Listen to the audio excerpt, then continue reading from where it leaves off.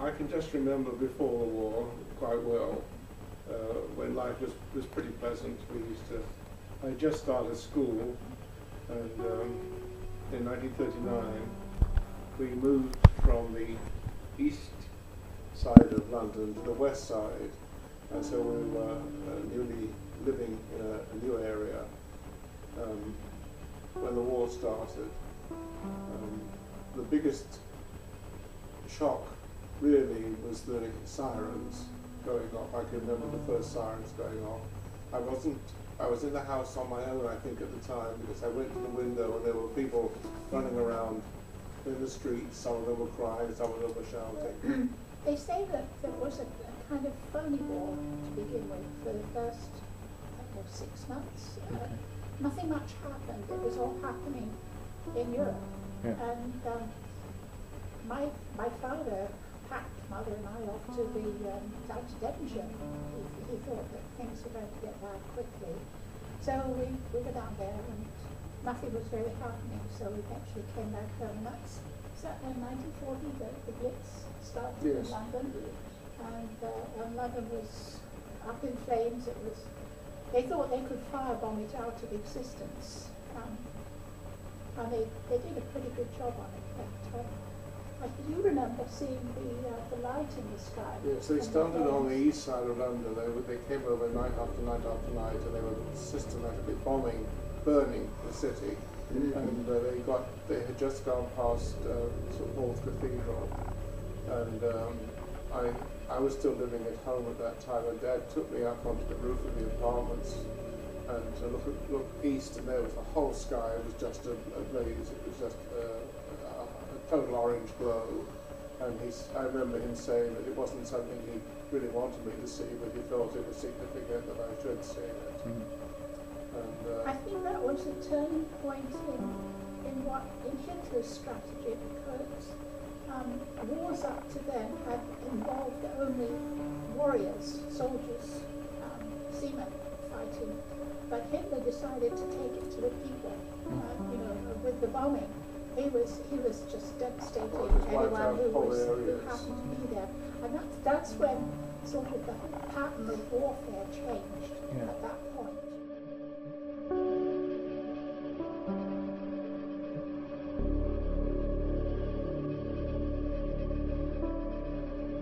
I was very young. I was 4 years old really when these memories started.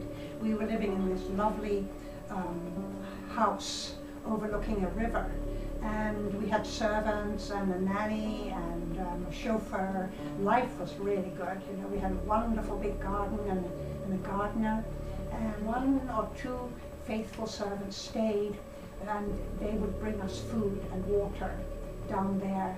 But my mother was pregnant, and that's why she didn't want to be captured yet. She wanted to make sure she was not in a concentration camp before she had a baby.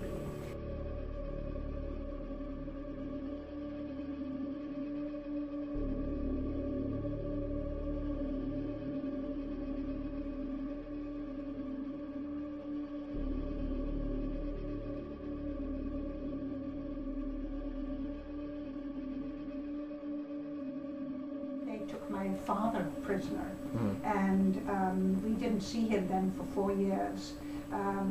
He had been in hiding in the cellar too, but they knew he was there, so he had just a few hours to prepare, and they said, be ready when you come. And my mother had packed him a little suitcase with photos of us and some clothes. I mean, nobody knew what was going to happen or where were we going, And then that was even before my mother had the baby. We continued to hide out in the cellar.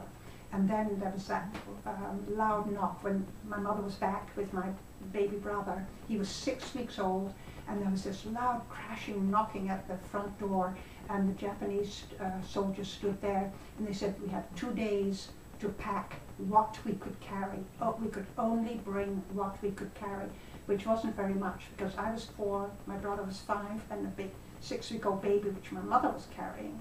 But she then packed into 2 suitcases what she thought we would need. I mean, we didn't know what a concentration camp was going to be like. What could we possibly take? And but we were ready then when they came and loaded us onto trucks full of other people. And when my mother turned around to lock the front door, one of the Japanese soldiers stuck a bayonet into her side and said, "Don't lock the door, this is now our house. All your things are our things, don't even think of locking the door." And so that's how we first were taken prisoners.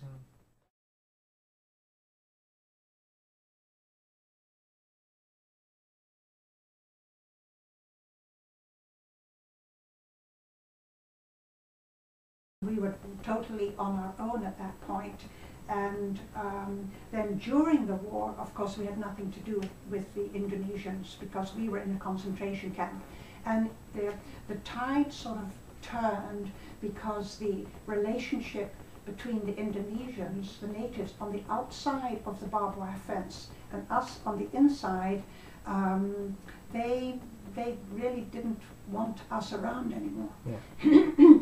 The majority of the Javanese people wanted the Dutch people to leave and get their own government going. And so even after the war ended, life became extremely dangerous because they had these troublemakers, the Javanese, the Indonesians, who just wanted to get rid of all the Dutch people, get them off the island so that they could rule their own island.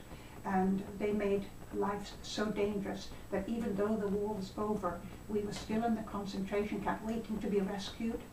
And we had to go into hiding again because the Indonesians got hold of all the weapons that the Japanese just let lie around, and so, you know, these the hand grenades, everything were tossed into the camps to try and kill us before we could escape and start ruling the country again.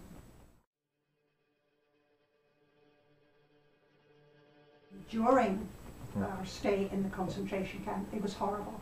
Unfortunately, by going into hiding, I think we just ended up in the worst concentration camp on the island, and it was the worst because we had the worst commandant. He had been transferred from a men's and boys camp to the women's camp, and he hated European women and children, and it was his intention to starve us all to death.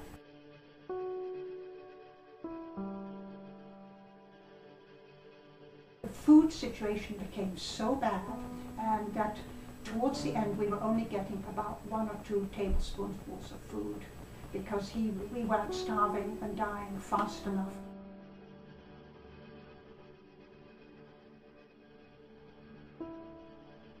The Japanese were extremely cruel, and there were many, many days just for punishment, just for the joy of punishing all us helpless prisoners. We might not get any food at all. We weren't really rescued until about 1946.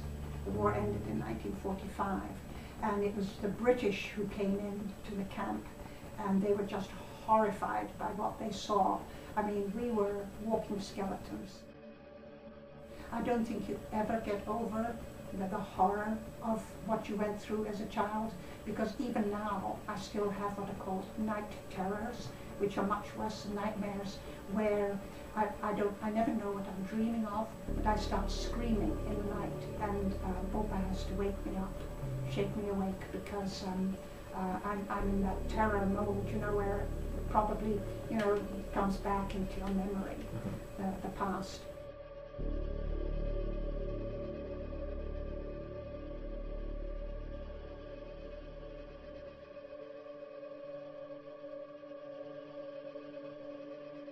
Since we could only take into the concentration camp with us what we could carry, my mother obviously had to fill the suitcase with the most necessary things, which was clothes and stuff that she could make clothes with, because we didn't know how long we were going to be there, and children grow out of their clothes so fast. So she brought sewing things and paper and pencil and that kind of stuff. And the very last thing she packed was this painting, and that's why my book is called The Flamboya Tree. Things became really stressful, and we had seen tortures all day, and we were terrified of the Japs and things like that. She could weave incredible stories around this. She would say, okay, let's look at that. She said, can you hear the birds singing in the tree? What do you think is around the corner? We'll take it in turns to guess.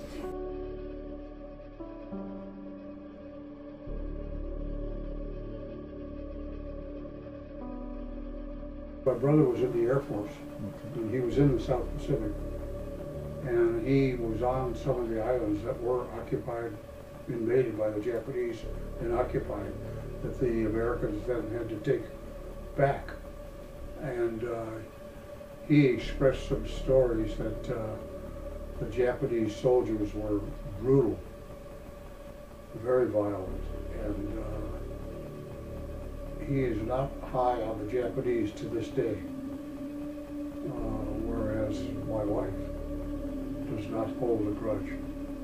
She was in a Japanese concentration camp, and she does not hold a grudge against the Japanese.